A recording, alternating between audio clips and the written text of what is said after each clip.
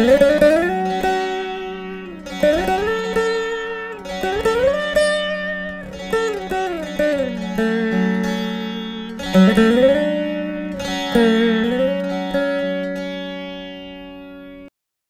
சங்கரா channel நேயர்களுக்கு என் அன்பு வணக்கங்கள்.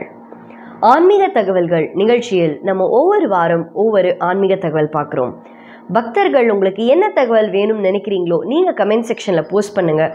அந்த தகவலை உங்களுக்கு ஒரு எபிசோட் வழியாக நான் நிச்சயமாக தருவேன். போன 2 வாரங்களாக நம்ம ரொம்ப அற்புதமான எபிசோட் பார்க்குறோம். பக்தர்கள் வேணும்னு கேட்டதை தான் நம்ம எபிசோட் வழியாக நம்ம கொடுத்துருக்கோம். இந்த எபிசோடில் நம்ம பார்க்க போகிறது ஸ்ரீ பாம்பன் சுவாமிகள் அருளிய இன்னொரு அற்புதமான ஒரு பந்தம். இந்த பந்தம் எதற்காக இந்த ஸ்லோகத்தை சொல்றேன் அப்படின்னா, பல பேர் கேட்டிருந்தாங்க. என்ன அப்படின்னா, மனசுல ஒரு நிம்மதியே இல்லை, அதாவது மன அழுத்தம் அப்படின்னு சொல்லலாம், விச் மீன்ஸ் ஆங்ஸைட்டி. இந்த ஆங்ஸைட்டி அப்படின்றதுனால, இந்த மன அழுத்தம்னால நம்மளுக்கு ஸ்ட்ரெஸ் அப்படின்றது ஒன்று கண்டிப்பாக வரும். அதனால இந்த ஸ்ட்ரெஸ் மட்டும் இல்லாமல் பாம்பன் சுவாமிகளே என்ன சொல்லியிருக்கார் அப்படின்னா, நம்ம இதயம் சம்பந்தப்பட்ட என்ன நோயாக இருந்தாலும் இந்த ஸ்லோகத்தை நம்ம தொடர்ந்து சொன்னால் இது எல்லாமே இருக்காது அப்படின்னு சொல்லியிருக்கார். இந்த பந்தம் என்ன, அதற்கான அந்த ஸ்லோகம் என்ன, அது எப்படி பாராயணம் பண்ணணும் அப்படிங்கிறத நம்ம இந்த எபிசோட்ல பார்க்கலாம்.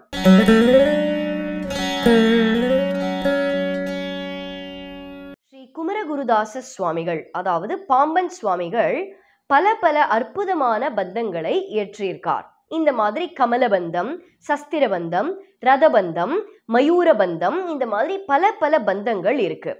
அதுல இன்னைக்கு நம்ம பார்க்க போற முக்கியமான பந்தம் பேர் என்ன அப்படின்னா கமலபந்தம். இந்த கமலபந்தம் இதற்கான ஸ்லோகத்தை எதற்காக பாம்பன் சுவாமிகள் இயற்றியிருக்கார் அப்படின்னு பார்த்தீங்கன்னா, இந்த இதயம் சம்பந்தப்பட்ட நோய் அது என்னவாக இருந்தாலும் சரி, இப்போ ரீசன்ட் டேஸ்ல ஒரு சில நாட்களாக நம்ம பல இடங்களில் கேள்விப்படுற ஒரு விஷயம் என்னன்னா, சிறு வயதுங்க அவங்களுக்கே ஹார்ட் அட்டாக்ல இறந்து போயிடுறாங்க. அது மட்டும் இல்லாமல் இதயம் சம்பந்தப்பட்ட என்ன நோய், அதாவது இந்த ஒரு உதாரணத்துக்கு சொல்லணும் அப்படின்னா, நான் கேட்ட ஒரு விஷயம் என்னன்னா, இதயத்துல ஓட்டை இருக்கு, ஹோல் இருக்கு. சில பேருக்கு சொல்லுவாங்க வயசாகும் பொழுது பைபாஸ் சர்ஜரி பண்ணணும். இந்த மாதிரி இதயம் சம்பந்தப்பட்ட எந்த நோயாக இருந்தாலும் சரி, எனக்கு ரீசெண்டாங்க ஒரு குழந்தை, அவங்களுக்கு என்னன்னா காரணமே தெரியாம இந்த ஆங்ஸைட்டி அட்டாக், அதாவது மன அழுத்தம், காரணம் என்னன்னு தெரியல, அது படப்படன்னு வருது, அதனால ஸ்ட்ரெஸ் வருது. இதற்கெல்லாம் காரணமே தெரியல. டாக்டர்ஸே சொல்றாங்க நீங்களா உங்களோட மைண்ட் செட்ல தான் இருக்கு. இந்த மாதிரி சொன்னா நம்ம என்ன பண்ண முடியும்? முக்கியமா இன்னைக்கு அடல்ட்ஸ், பெரியவங்களுக்கு இல்லை, சின்னவங்களுக்கே இந்த ஆங்ஸைட்டி அட்டாக்னு வருது. இந்த ஸ்கூல், அதாவது 11th 12th கிரேட் படிக்கிறவங்க, காலேஜ் படிக்கிறவங்க, வேலைக்கு போய் அந்த வேலை இடத்துல ஸ்ட்ரெஸ் தாங்க முடியாம மன அழுத்தம் இருக்கு.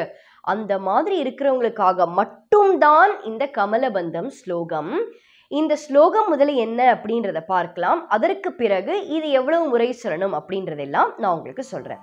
வரவிதி திருவ வருதிப்போ நரவ வரணது கருவ வருகனை குரவ வரகுக மருவ வருமறை பரவ வரபத மருவ வருமதி விரவ வரவிதி திருவ வருதிப்போ நரவ வரணது கருவ வருகனை குரவ வரகுக மருவ வருமறை பரவ வரபத மருவ வருமதி விரவ. இப்போ இந்த ஸ்லோகம் நீங்க கேட்டீங்க இல்லையா? இந்த ஸ்லோகம் தினம் 9 முறை பாராயணம் பண்ணணும். அப்படி இன்னும் கொஞ்சம் உங்களுக்கு நேரம் இருக்கு, கூடுதலாக சொல்லலாம் அப்படின்னா 27 முறை இந்த ஸ்லோகத்தை நம்ம பாராயணம் பண்ணணும். முடிந்தால் 108 முறையும் பாராயணம் பண்ணா இன்னும் விசேஷம். இது நான் பொதுவாகவே சொல்லுவேன். ஒரு கடவுளோட நாமம் சொல்றதுக்கு காலம் நேரம் இதெல்லாம் கிடையாது. ஆனா நம்மளுக்கு ஒரு பிரச்சனை அப்படின்னு இருக்கு, அதற்கு ஒரு தீர்வு வேணும், ஒரு பெர்மனன்ட் கியூர் அப்படின்னு வேணும்னா அதற்கு சில முயற்சிகள் நம்ம நிச்சயமாக எடுக்கணும். அந்த வரிசையில் நான் என்ன உங்ககிட்ட சொல்றேன், இது நம்ம சொன்னோமா, இன்னைக்கே சொன்னோமா, நாளைக்கு இன்னைக்கு சொன்னோமா, இப்படி இருக்கா அப்படி இருக்கா, ஒரு நேரம் சொன்னோமா, எவ்வளவு முறை சொன்னோம்னு ஞாபகம் இல்லாதவங்களுக்கு நான் சொல்ற ஒரு சொல்யூஷன் என்னன்னு நீங்க கேட்டீங்கன்னா, தினம் காலையில எழுந்து பல் தேய்ச்சு ஸ்நானம் பண்ணி முடிச்சுட்டு சுவாமி அறை பூஜை அறையில போய் நீங்க விளக்கேற்றும் பொழுது இந்த ஸ்லோகத்தை உட்கார்ந்து 27 முறை நீங்க பாராயணம் பண்ணலாம். அப்போ அந்த நாளோட கணக்கு இந்த ஸ்லோகத்தை ஸ்ரத்தையாக பாராயணம் பண்ணினோம் அப்படின்றது உங்களுக்கு தெரியும்.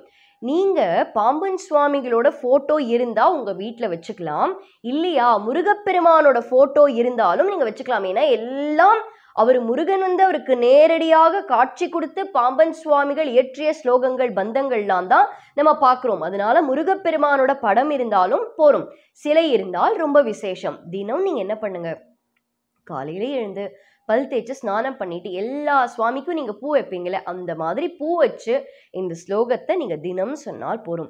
எப்பயும் நான் சொல்ற ஒரு விஷயம், நீங்க தினம் தினம் கடவுளுக்கு ஒரு நிவேதனம் அப்படின்றது, நைவேத்தியம் அப்படின்றத வச்சா ரொம்ப நல்லது. அது பால் சர்க்கரையாக இருந்தாலும் சரி, இல்லை ட்ரை ஃப்ரூட்ஸ் வைக்கலாம். உங்களுக்கு என்ன முடியுமோ நீங்க அதை வைக்கலாம். இந்த பந்தம் ஆரம்பிக்கிறதுக்கு ஏதாவது குறிப்பிட்ட நாள் இருக்காமா அப்படின்னு நீங்க கேட்டீங்கன்னா, முடிந்தா செவ்வாய்க்கிழமையில நீங்க ஆரம்பிச்சா ரொம்ப விசேஷம். இல்லையா நான் எப்பயும் சொல்ற மாதிரி முருகனுக்கு உகந்த நாள், அந்த நாட்கள்ல நீங்க என்னைக்கு வேணாலும் ஆரம்பிக்கலாம்.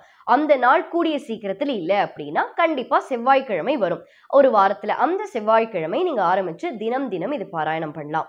இது வந்து எனக்கு ஒரு ஹார்ட் பெயின் இருக்கு, எனக்கு இந்த ஸ்டென்ட் வைக்க சொல்லியிருக்காங்கம்மா, பைபாஸ் பண்ண சொல்லியிருக்காங்க, அது வரைக்கும் சொன்னால் போருமா அப்படின்னா, எப்பயுமே நம்ம உடம்புல வந்து என்ன கோளாறு வரும் அப்படின்னு நம்மளால ப்ரெடிக்ட் பண்ணவே முடியாது, நம்மளால சொல்லவே முடியாது. அதனால வாழ்நாள் முழுவதும் ஒரு மனிதனுக்கு எப்ப அந்த மன அழுத்தம் ஏற்படும்னு தெரியாது. அதனால வாழ்நாள் முழுவதும் நீங்க இதை கண்டிப்பாக பாராயணம் பண்ணுங்க. இதை மட்டும் தொடர்ந்து சொன்னீங்கன்னா நிம்மதியா தூக்கம் வரலன்னு நிறைய பேர் சொல்லுவாங்க. படுக்கிறேமா ஆனா ஒரு 2-3 மணி நேரம் ஆகுது, அப்படி படுத்தாலும் குறைஞ்சபட்சம் 2 மணி நேரம் தான் தூங்குறேன், எதனாலன்னு தெரியல. நிம்மதியான தூக்கம் இல்லாதவங்களுக்கும் இந்த பந்தம் கண்டிப்பாக உதவும். அதனால இந்த பந்தத்தை தினம் தினம் சொல்லி அந்த முருகப்பெருமானுடைய அருள் உங்களுக்கு கண்டிப்பாக இருக்கணும் அப்படின்னு நானும் பிரார்த்தனை பண்றேன். இந்த பந்தத்துல உங்களுக்கு ஏதாவது சந்தேகங்கள் இருந்தா நீங்க கமெண்ட் செக்ஷன்ல போஸ்ட் பண்ணலாம். அதற்கான பதிலை நான் உங்களுக்கு கமெண்ட் செக்ஷன்ல கொடுக்குறேன். இதே மாதிரி மற்றொரு அற்புதமான ஆன்மீக தகவலோடு அடுத்த எபிசோடில் நான் உங்களை சந்திக்கிறேன். நன்றி, வணக்கம்.